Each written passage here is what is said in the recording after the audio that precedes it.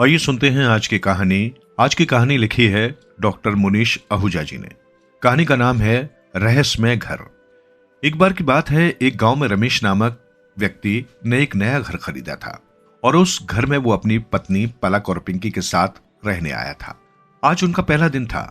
उन्होंने घर में सारा सामान रख दिया था और वो घर की साफ सफाई कर रहे थे। साफ सफाई करते करते शाम हो जाती है और अभी बहुत ज्यादा वो लोग थक जाते हैं। तब पिंकी पलक से कहती है कि माँ, मुझे बहुत जोर से भूख लगी है, आप मेरे लिए खाना बना दो। पलक कहती है कि हाँ मेरी बच्चे, अभी रुको, मैं तुम्हारे लिए अभी खाना बनाकर लाती हूँ। फिर पलक रमेश के पास जाकर उससे कहती है कि अजी सुनिए, आज हमने बहुत काम कर लिया है, अब जो काम बचा है वो हम कल कर लेंगे। इतनी शाम भी हो गई है और मैं बहुत ज्यादा थक गई हूँ, अब हम खाना खा लेते हैं। तब रमेश कहता है कि तुम सही कहती हो, मैं भी बहुत ज्यादा थक गया हूं, तुम जल्दी से खाना बना दो, फिर हम खाना खाकर सो जाएंगे। उसके बाद पलक रसोई घर में खाना बनाने चली जाती है और रमेश बाकी का काम खत्म कर लेता है। फिर वो सब खाना खाकर सो जाते हैं। पलक अगले दिन सुबह सोकर उठती है, तब वो देखती है कि उनके घर का दरवाजा पूरी तरह खुला हुआ है, जिसे देखकर वो सोचने लगती है कि अरे, क्या कल रात पिंकी के पापा ने दरवाजा बंद नहीं किया था और ये पूरा खुला हुआ है। अगर घर में कोई चोर घुस जाता तो न जाने क्या होता। फिर पलक रमेश के पास जाकर उससे कहती है कि अजी सुनिए, क्या आपने कल रात को दरवाजा बंद नहीं किया था? तब रमेश कहता है कि अरे नहीं भाग्यवान, ये तुम क्या कह रही हो, मैं तो दरवाजा बंद करके सोया था। तब पलक बताती है कि जब मैं सुबह उठी तो दरवाजा पूरी तरह खुला था। तब रमेश कहता है कि भला ऐसे कैसे हो सकता है, मुझे अच्छे से याद है कि मैंने दरवाजा बंद किया था। तब पलक आगे कहती है कि कोई बात नहीं, आज आप ध्यान से दरवाजा बंद करके सोना। उसके बाद वे सभी पूरे दिन घर में काम करते हैं और घर का काम करते करते उन्हें शाम हो जाती है। उसके बाद रात को फिर से वो सब खाना खाकर सोने जाते हैं। तब पलक रमेश से कहती है कि क्या आपने याद से दरवाजा बंद किया? तब रमेश कहता है, हाँ भाग्यवान, मैंने दरवाजा बंद कर दिया है, अगर तुम्हें यकीन नहीं आता तो तुम खुद जाकर देखकर आ सकती हो। तब पलक कहती है कि ठीक है, अगर आपने बंद कर दिया है तो मुझे देखने की कोई जरूरत नहीं है, अब आप सो जाइए। उसके बाद वे सभी सो जाते हैं। फिर जब वो अगले दिन सोकर उठते हैं तो उन्हें फिर से दरवाजा खुला मिलता है, जिसे देखकर पलक रमेश से कहती है कि आपने तो कल रात को कहा था कि आपने दरवाजा बंद कर दिया है, परंतु ये तो आज फिर से खुला है। तब रमेश कहता है कि अरे भाग्यवान, तुम मेरा भरोसा करो, मैंने याद से दरवाजा बंद किया था, पता नहीं ये अपने आप कैसे खुल जाता है। तब पलक कहती है कि दरवाजा भी भला अपने आप खुलता है, आज रात को मैं खुद ही दरवाजा बंद करके सोऊंगी, मुझे आप पर भरोसा नहीं है। उसके बाद रमेश अपने काम पर चला जाता है। फिर ऐसा करते करते पूरा दिन बीत जाता है। फिर से रात हो जाती है और सब खाना खाकर सोने लगते हैं। तब पलक खुद दरवाजा बंद करके आती है और सोचती है कि अब देखती हूं ये दरवाजा कैसे खुलता है। उसके बाद पलक सो जाती है। फिर वो अगले दिन जब दोबारा सोकर उठती है तब उसे अगली सुबह फिर से दरवाजा खुला मिलता है। तब वो ये देखकर बहुत ज्यादा हैरान हो जाती है। रमेश पलक से कहता है कि तुमने देखा ना, कल रात को तो तुमने दरवाजा बंद किया था, तो ये दरवाजा आज कैसे खुला मिला? तब पलक कहती है कि अजी मैंने तो दरवाजा अच्छे से बंद किया था, मुझे अच्छे से याद है। तब रमेश कहता है कि मैं भी 2 दिन से दरवाजा बंद ही करके सो रहा था, परंतु न जाने कैसे ये दरवाजा अपने आप खुल जाता है। तब पलक और रमेश को कुछ समझ नहीं आ रहा था कि आखिर ये सब कैसे हो रहा है। वो रोज रात को दरवाजा बंद करके सोते हैं, परंतु सुबह तक दरवाजा अपने आप कैसे खुल जाता है। इस तरह करते करते कई दिन बीत जाते हैं और हर रोज सुबह उन्हें दरवाजा पूरा खुला मिलता है। इस बात से पलक और रमेश बहुत ज्यादा चिंतित होने लगते हैं और वो सोचते हैं कि आखिर ये सब क्या हो रहा है, ये दरवाजा प्रतिदिन अपने आप कैसे खुल जाता है। उन्हें कुछ समझ नहीं आ रहा था कि वो अब क्या करें। पलक और रमेश इस चीज से बहुत ज्यादा परेशान हो गए थे। तब एक दिन रमेश का पड़ोसी रमेश से मिलने आता है। रमेश अपने पड़ोसी को सारी बात बता देता है कि किस तरह उनके साथ कुछ दिनों से अजीब अजीब घटनाएं घट रही हैं। जैसे अगर वो रात को दरवाजा बंद करके सोते हैं तब भी अगले दिन वो दरवाजा अपने आप खुल जाता है और घर में जितनी भी खिड़कियां हैं उनके बार बार बंद होने की और खुलने की आवाजें आती है। तब वो पड़ोसी रमेश को सलाह देता है कि तुम्हें किसी बाबा को बुला लेना चाहिए, क्या पता किसी भूत का साया हो और फिर उससे सब ठीक हो जाए। मैं एक बाबा को जानता हूं, जो कि बहुत ही चमत्कारी और अच्छे बाबा हैं और वो काफी बूढ़े भी हैं। उनके पास हर समस्या का समाधान होता है। उसके बाद रमेश अपने पड़ोसी से उन बाबा का पता ले लेता है और फिर अगले ही दिन वो उस बाबा से मिलने जाता है और वहां जाकर बाबा को सारी बात बता देता है। तब वो बाबा रमेश से कहते हैं कि तुम फिक्र मत करो, मैं कल ही तुम्हारे घर आकर देखता हूं कि आखिर क्या समस्या है, फिर मैं उसी के हिसाब से उस समस्या का हल तुम्हें दूंगा। उसके बाद रमेश वहां से वापस घर आ जाता है।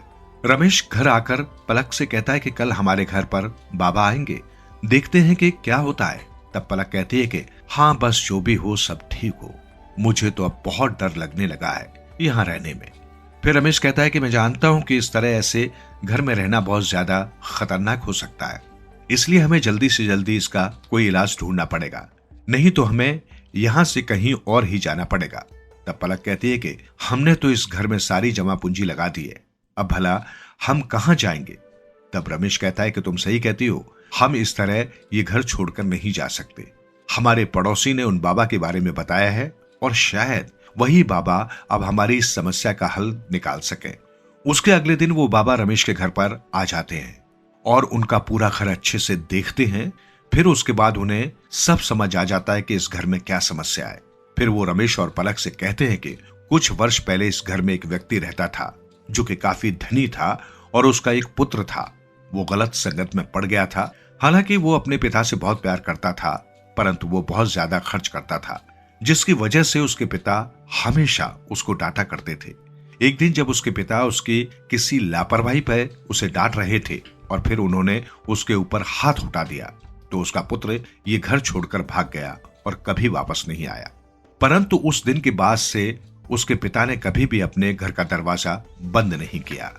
इस वजह से अगर कभी उनका बेटा घर वापस आने के बारे में सोचे और यहां तक वापस आए और अगर कहीं उसे दरवाजा बंद नजर आए तो कहीं वो उनसे मिले बिना ही वापस न चला जाए। इसी डर की वजह से उन्होंने कभी भी अपने घर का दरवाजा बंद नहीं किया था और हमेशा दिन रात अपने घर के दरवाजों को खुला रखा।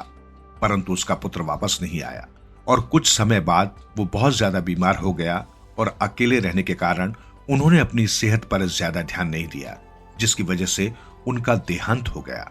अपने पुत्र के हाथों मुक्ति न मिलने पर उनकी आत्मा आज भी इस घर में भटकती है, इस उम्मीद में कि वो एक बार अपने पुत्र को देख सके। जब ये सच रमेश और पलक को पता चलता है तो उनकी आंखें नम हो जाती हैं और उन्हें बहुत बुरा लगता है कि इस घर में कितनी दर्दनाक कहानी छुपी हुई थी। तब रमेश कहता है कि क्या उनके पुत्र को नहीं पता कि उनके पिता का देहांत हो गया और वो अपने पिता से कभी मिलने क्यों नहीं आया। तब वो बाबा कहते हैं कि ये तो हमें उनसे मिलकर ही पता चलेगा, हमें उस व्यक्ति को ढूंढना होगा क्योंकि हमें यहां पर हवन करना होगा और जब तक वो अपने हाथों से हवन नहीं करेगा तब तक उसके पिता की आत्मा को शांति नहीं मिलेगी। तब रमेश कहता है कि हम उस व्यक्ति को भला कैसे ढूंढ सकेंगे, हम तो उसके बारे में कुछ भी नहीं जानते। तब वो बाबा कहते हैं कि तुम फिक्र मत करो, मैं उसको अच्छे से जानता हूं और वो मेरी बात को कभी नहीं टालेगा। मैंने इस गांव में अपना पूरा जीवन व्यतीत किया है, मैं यहाँ के सभी लोगों को बहुत अच्छे से जानता हूं। मैं 2 दिन में उसे अपने साथ यहाँ पर लेकर आऊंगा, तब तक तुम हवन की सारी सामग्री तैयार रखना और उसके बाद हम हवन कर देंगे। उसके बाद रमेश उसी दिन जाकर हवन की सारी सामग्रियां ले आता है जो भी बाबा ने उसे बताई थी। फिर 2 दिन बाद बाबा भोलू को लेकर अपने साथ आ जाते हैं। भोलू वही व्यक्ति था जिसे अपने हाथों से हवन करना होता है। उसके बाद वो सब हवन कुंड तैयार कर लेते हैं और हवन करने पर वहां पर बैठ जाते हैं। जब हवन की प्रक्रिया आधी से ज्यादा पूरी हो जाती है तभी वहां पर भोलू के पिता की आत्मा आ जाती है और भोलू जब अपने पिता की आत्मा को देखता है तो वो रोने लगता है। तब उसके पिता की आत्मा भोलू से कहती है कि बेटा, तुमने आने में कितनी देर कर दी, मैंने तुम्हारी कितनी प्रतीक्षा की, मैं तुम्हारे लिए दिन रात तड़पता रहा, परंतु तुम वापस क्यों नहीं आए। तब भोलू कहता है कि पिताजी, मैं जानता हूं मैंने बहुत बड़ी गलती की है जो मैं आपको इस तरह अकेले छोड़कर चला गया। भोलू के पिता कहते हैं कि बेटा, तुम मेरे पास वापस क्यों नहीं आए। तो भोलू कहता है कि मुझे लगा आप मुझसे बहुत ज्यादा नाराज होंगे, मैं आपको इस तरह से छोड़कर चला गया था, मैं डर की वजह से वापस नहीं आया और मैं चाहता था कि मैं एक कामयाब इंसान बनूं, उसके बाद ही मैं वापस घर आऊं ताकि आपको मुझ पर बहुत ज्यादा गर्व हो। परंतु जब मैं वापस मिलने आया तब बहुत देर हो चुकी थी, इतना कहकर भोलू बहुत जोर जोर से रोने लगता है और वो आगे कहता है कि पिताजी कृपया करके मुझे माफ कर दीजिए। मुझे बहुत पछतावा है कि मेरी वजह से आपको इतनी सारी मुसीबत का सामना करना पड़ा और आपके आखिरी वक्त में भी मैं आपके साथ नहीं था। मुझे इस चीज का बहुत ज्यादा दुख है। तब उसके पिता कहते हैं कि कोई बात नहीं बेटा, मैंने तुम्हें आखिरी बार देख लिया, मेरी यही इच्छा थी। अब मैं खुश हूं कि तुम एक अच्छे इंसान बन चुके हो और अपनी नई जिंदगी में खुश हूं। मेरे लिए बस इतना ही काफी है। इतना कहकर भोलू के पिता की आत्मा वहां से गायब हो जाती है। फिर वे सभी मिलकर हवन को पूरा कर लेते हैं। उस दिन के बाद से रमेश और पलक अपनी बेटी के साथ उस घर में आराम से रहते हैं।